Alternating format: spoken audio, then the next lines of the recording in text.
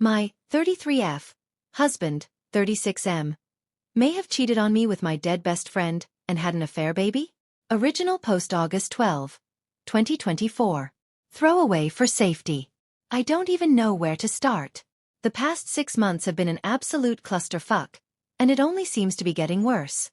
My best friend since elementary school, who I'll call Alice, passed away in February from cancer.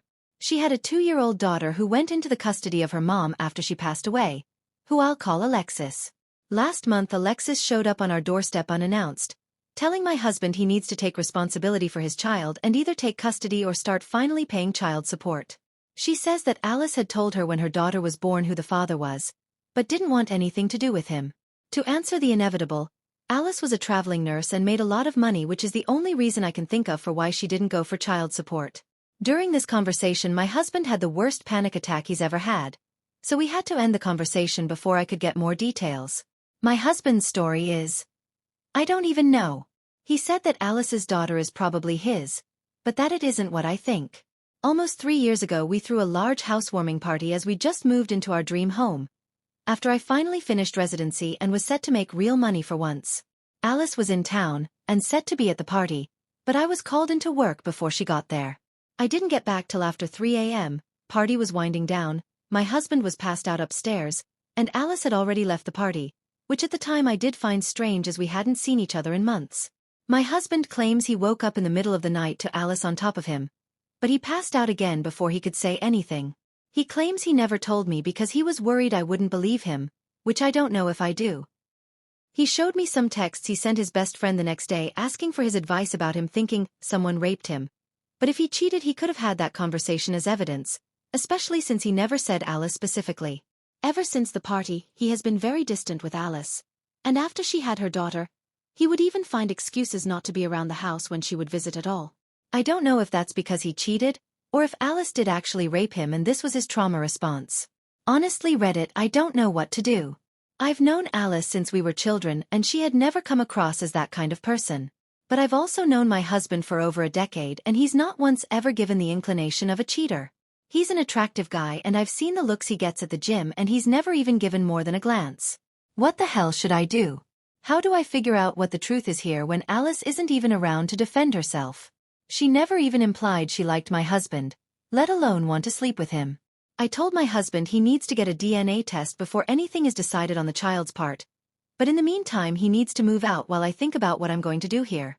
TLDR, husband maybe has an affair baby. He claims he was raped by my dead best friend. Relevant comments.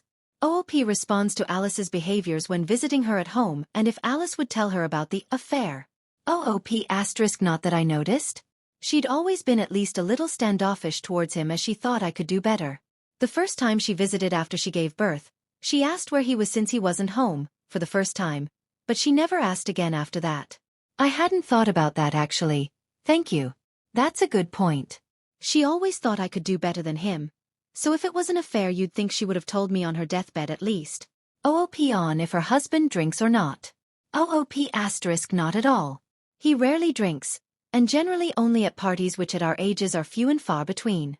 He works a tough and stressful job so I figured once he was buzzed he laid down and fell asleep. Not that he had drank more than normal or anything like that. Did Alice ever name the father of her baby? OOP. She told me it was a man she met while in another state for work. Short-term fling. Willicious asterisk wait. I get that you need to process all this, but you've told the potential victim of sexual assault that he needs to leave his home, his safe place, and you, his safe person. I think you've jumped the gun a bit here and shunned your life mate who may have been raped. OOP. Yes, I'm starting to realize I've made a terrible mistake. And NBSP. Update. Same post August 12, 2024 same day. Edit. After talking with you, I've come to the realization that my husband is being truthful. My best friend raped him.